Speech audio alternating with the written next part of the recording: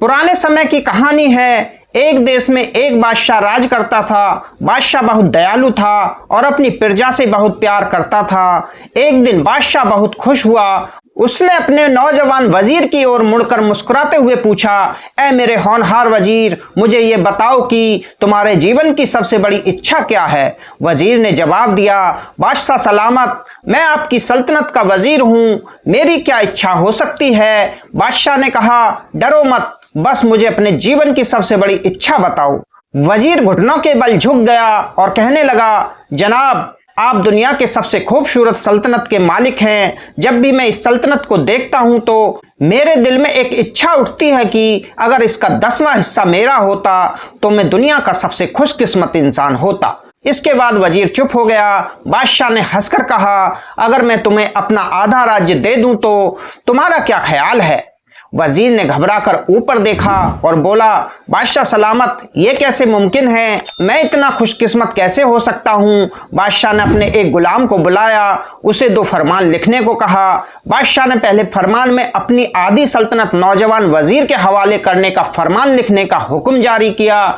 दूसरे फरमान में बादशाह ने वजीर का सिर कलम करने का हुक्म लिखवाया। वजीर दोनों फरमान पर हैरान था।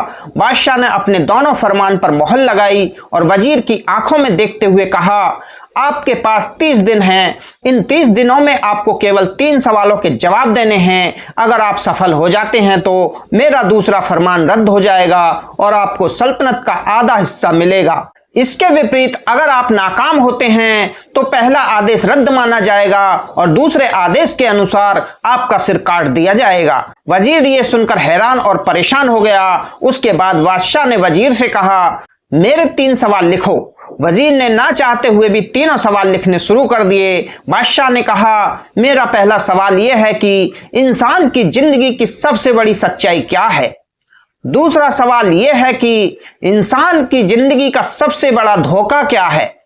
मेरा तीसरा सवाल यह है कि इंसान की जिंदगी की सबसे बड़ी कमजोरी क्या है। इसके बाद बादशाह ने नक्कारा ठोक दिया और ऊंची आवाज में कहा, अब तुम्हारा समय शुरू होता है। वजीर ने दोनों परवाने उठाए और दरबार से भागा। आज शाम को उसने देश भर के सभी ज्ञानी अज्ञानी लोगों को इकट्ठा किया और उनके सामने ये सवाल रख दिए। देश भर के ज्ञानी लोग पूरी रात बहसबाजी करते रहे, लेकिन वो पहले ही सवाल पर अटक कर रह गए। दूसरे दिन वजीर ने ज्ञानी लोगों की संख्या और बढ़ा दी, लेकिन नतीजा वही रहा। आने वाले दिनों में वो ज्ञानियों की संख्या बढ़ाता रहा, लेकिन उसे कोई संतोषजनक जवाब नहीं मिल सका। यहां तक कि वो निराश होकर महल से बाहर चला गया। अपने सवाल उठाकर वो पूरे देश में घूमा, लेकिन उसे ऐसा कोई व्यक्ति नहीं मिला जो बादशाह के सवालों का जवाब दे सके। शहर शहर गांव गांव भटकता रहा। शाही पोशाक फट गई, पगड़ी ढीली होकर गले में लटक गई, जूते फट गए और पैरों में छाले पड़ने लगे। दिन इसी तरह गुजरते रहे, यहां तक कि शर्त का आखिरी दिन आ गया। अगले दिन उसे दरबार में पेश होना था। अब वजीर को यकीन हो गया कि ये उसकी जिंदगी का आखिरी दिन है और कल उसकी गर्दन काट दी जाएगी। बाकी का शरीर शहर के बीच बाजार में लटका दिया जाएगा। हताश निराश होकर वो हुकूमत की झुग्गी बस्ती में पहुंचा। इलाके के आखिर में एक फकीर की झोंपड़ी थी। वो गिरता पड़ता इस झोंपड़ी के पास पहुंचा और झोंपड़ी के अंदर गया। देखा कि फकीर सूखी रोटी को पानी में डुबोकर खा रहा था। वहां दूध का प्याला भी रखा था और फकीर का कुत्ता दूध पी रहा था। फकीर ने वजीर की यह हालत देखी तो हंसकर बोला, हुजूर, आप सही जगह पर पहुंचे हैं। आपके तीनों सवालों के जवाब मेरे पास हैं। वजीर ने हैरानी से उसकी तरफ देखा और पूछा, तुमने कैसे अंदाजा लगाया कि मैं कौन हूं और मेरा मसला क्या है। फकीर रूखी रोटी के टुकड़े थाली में रखते हुए मुस्कुराया, अपना बोरा उठाया और वजीर से कहा, ये देखो, तुम्हें समझ आ जाएगा कि मैंने तुम्हें कैसे पहचान लिया। वजीर ने झुककर देखा कि बोरे के नीचे एक शाही तोहफा फैला हुआ था। ये वो पोशाक थी जो बादशाह अपने करीबी दोस्त वजीर को दिया करता था।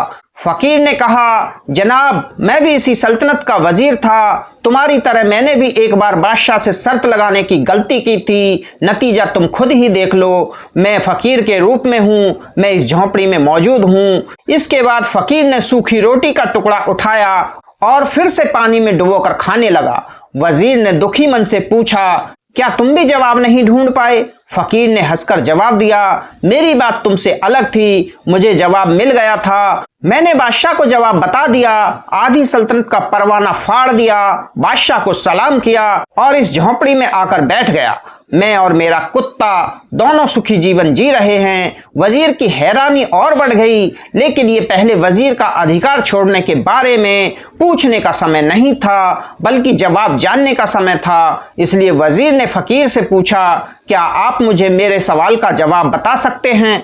फकीर ने हाँ में सिर हिलाया और उत्तर दिया, मैं पहले 2 सवाल के जवाब मुफ्त में बता दूंगा, लेकिन आपको तीसरे जवाब के लिए मेरी एक शर्त माननी होगी। वजीर के पास शर्त स्वीकार करने के अलावा और कोई विकल्प नहीं था। उसने चारों बार में हाँ में सिर हिलाया। फकीर ने कहा, बादशाह का पहला सवाल था कि इंसान की जिंदगी की सबसे बड़ी सच्चाई क्या है? जवाब यह है कि इंसान की जिंदगी की सबसे बड़ी सच्चाई मौत है। कोई भी इंसान क्यों न हो, वो इस सच्चाई से बच नहीं सकता, मौत बरहक है। दूसरा सवाल यह था कि इंसान की जिंदगी का सबसे बड़ा धोखा क्या है? इसका जवाब यह है कि हम में से हर आदमी जिंदगी को अनमोल समझता है और इससे धोखा खाता है। हकीकत यह है कि इंसान की जिंदगी ही इंसान का सबसे बड़ा धोखा है। फकीर के दोनों जवाब काबिल तारीफ थे। वजीर ये जवाब सुनकर हैरान रह गया। अब वजीर ने तीसरे जवाब के लिए फकीर से शर्त पूछी। फकीर हंसा और कुत्ते के सामने से दूध का प्याला उठाया, वजीर को दिया और कहा, मैं तुम्हें तीसरे सवाल का जवाब तब तक नहीं बताऊंगा जब तक तुम ये दूध नहीं पियोगे। वजीर के माथे पर पसीना आ गया। उसने नफरत से प्याला जमीन पर रख दिया। वो किसी भी कीमत पर कुत्ते का झूठा दूध नहीं पीना चाहता था। फकीर ने कंधे उचकाए और कहा, ठीक है, तुम्हारे पास अब 2 रास्ते हैं, या तो तुम जवाब देने से इनकार कर दो और शाही जल्लाद कल तुम्हारा सिर काट देगा, या फिर तुम ये कुत्ते का झूठा दूध पी जाओ, तुम्हारी जान बच जाएगी और तुम्हें आधी सल्तनत भी मिल जाएगी। फैसला फिलहाल तुम्हें करना है। वजीर मझधार में फंस गया। एक तरफ जिंदगी और आधी सल्तनत थी और दूसरी तरफ कुत्ते का झूठा दूध था। वजीर सोचता रहा जब तक कि उसकी अपनी जान और माल जीत गया, उसकी इज्जत हार गई। वजीर ने प्याला उठाया और एक ही सांस में दूध पी गया। फकीर ने हंसकर कहा, बादशाह का तीसरा सवाल था कि इंसान की सबसे बड़ी कमजोरी क्या है? तो जवाब सुनिए, इंसान की सबसे बड़ी कमजोरी जरूरत है। ये खुदगर्जी उसे कुत्ते का झूठा दूध भी पीने पर मजबूर कर देता है और यही वो सच है जिसने मुझे सल्तनत का परवाना फाड़कर इस झोंपड़ी में रहने पर मजबूर कर दिया। मुझे पता था कि मैं जैसे जैसे जिंदगी के धोखे में आऊंगा, अपनी मौत का सच भूलता चला जाऊंगा और मैं मौत को जितना भूलता चला जाऊंगा, मैं उतना ही जरूरत के दलदल में धंसता चला जाऊंगा और मुझे इस दलदल में सांस लेने के लिए रोज ऐसा ही दूध पीना पड़ेगा। इसीलिए मेरी सलाह है कि जिंदगी के इन 3 सच को जान लो और तुम्हारी जिंदगी अच्छे से गुजर जाएगी। वजीर खजालत, शर्मिंदगी और खुदगर्जी की सौगात लेकर फकीर की झोंपड़ी से बाहर आया और महल की तरफ चलने लगा। वजीर ज्यों-ज्यों महल के करीब पहुंच रहा था, उसकी शर्मिंदगी का एहसास बढ़ता जा रहा था, उसके अंदर अपमान का एहसास बढ़ता जा रहा था। वजीर इसी एहसास के साथ महल के दरवाजे पर पहुंचा। महल पहुंचकर बादशाह को 3 सवालों के जवाब बताए। बादशाह ने अपने वादे के मुताबिक वजीर को अपना आधा राज्य देने का आदेश दिया, लेकिन वजीर ने आधा राज्य लेने से इनकार कर दिया। एहसास होने के कारण उसने अपने कर्तव्यों से इस्तीफा दे दिया और बादशाह के महल को छोड़ दिया और फकीर की झोंपड़ी में चला गया। अब उस झोंपड़ी में एक की जगह 2 फकीर थे, रोटी के एक टुकड़े की जगह 2 टुकड़े थे, एक प्याले दूध की जगह 2 प्याले थे, एक कुत्ते की जगह 2 कुत्ते थे। वजीर समझ चुका था कि जीवन में भरम के जरूरत के पीछे भाग रहा था और अपनी मौत को भूल चुका था। दोस्तों, ये कहानी आपको कैसी लगी कमेंट करके जरूर बताएं। अगर आप हमारे चैनल पर पहली बार आए हैं तो हमारे चैनल को सब्सक्राइब जरूर करें और घंटी वाले बटन को ऑल पर सेट करें ताकि आगे आने वाली वीडियो का नोटिफिकेशन सबसे पहले आपको मिलता रहे। मिलते हैं दूसरी वीडियो में किसी नई कहानी के साथ। तब तक के लिए धन्यवाद।